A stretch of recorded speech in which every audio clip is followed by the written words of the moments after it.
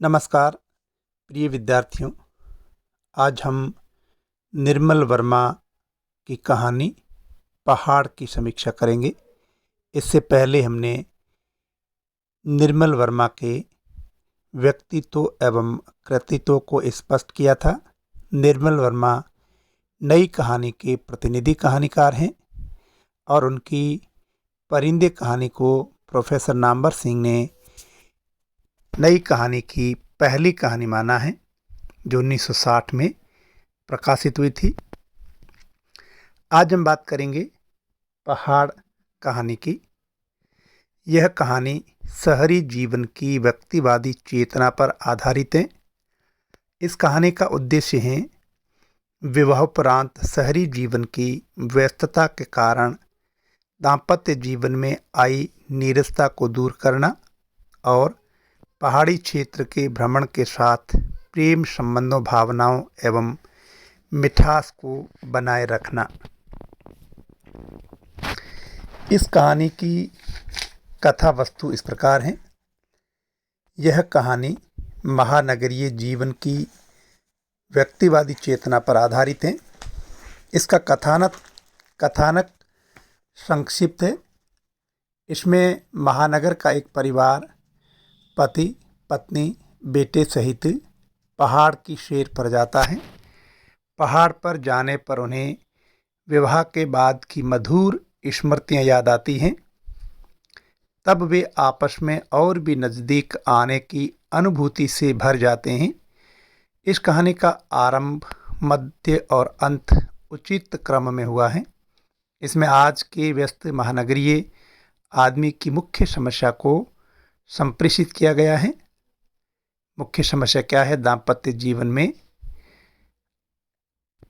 आने वाली खटास और साथ ही महानगरीय जीवन में आई जड़ता में मिठास कैसे घोला जाए, इस दृष्टि से भी यह कहानी एक सफल कहानी कही जा सकती है।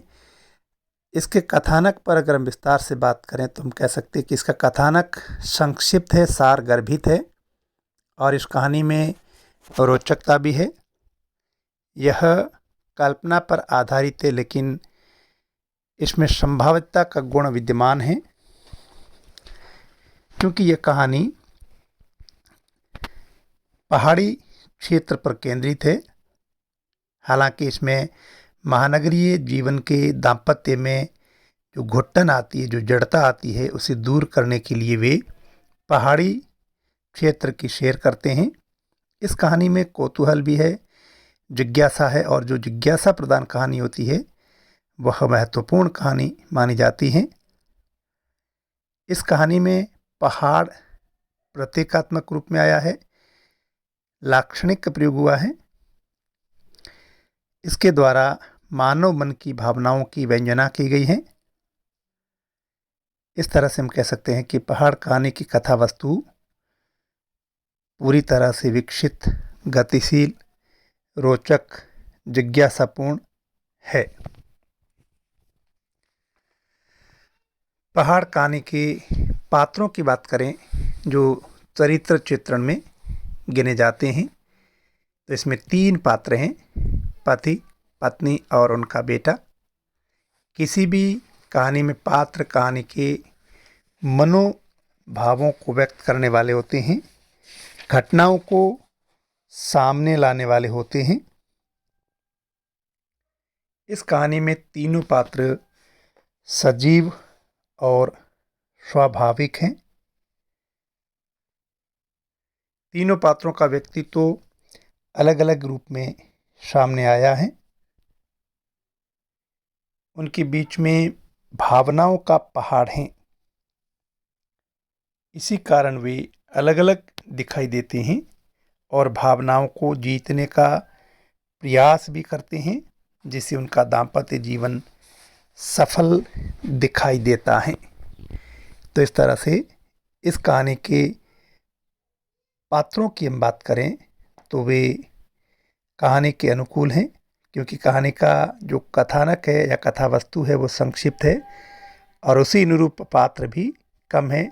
3 ही पात्र हैं, लेकिन उनकी भावनाएं अलग अलग है और उनके बीच में एक पहाड़ खड़ा हो गया है, लेकिन वे जब किसी पहाड़ी क्षेत्र की प्राकृतिक दृश्य की शेयर करते हैं तो वे एक अनुभूति उन्हें होती है, वे एक अनुभूति का एहसास करते हैं और उनमें मिठास भी घुलने लगती है। इस कहानी के देशकाल वातावरण की बात करें तो इस कहानी में पहाड़ी शहर शिमला का यथार्थ परिवेश सामने आया है, जो प्राकृतिक सौंदर्य को व्यक्त करता है। इस कहानी में जो दृश्य हैं, पतझड़ का मौसम, पत्तों की गंध, शीतल हवा की ताजगी, माल रोड का दृश्य, ब्रिज के मैदान से नीचे की ढलान, पहाड़ी शिखरों की मनोरम छवि आदि प्राकृतिक दृश्यों का सुंदर वर्णन हुआ है।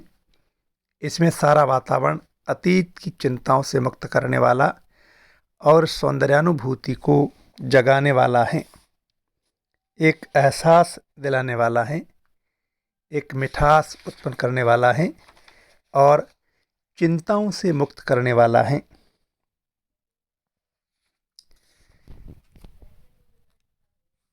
इस कहानी की भाषा शैली की बात करें तो इस कहानी में स्वाभाविक पात्रानुकूल भाषा का प्रयोग हुआ है, जो कथानक के अनुरूप है, क्योंकि इसका कथानक संक्षिप्त है और इसमें 3 ही पात्र हैं, तो इसकी भाषा शैली भी स्वाभाविक और पात्रानुकूल है। इसमें पात्रों द्वारा आम बोलचाल की, व्यवहार की शब्दावली प्रयुक्त हुई है। भाषा में ताजगी है, सहजता है, संक्षिप्तता है, तो मिठास भी है, शैली वर्णनात्मक है और साथ ही भावात्मक है।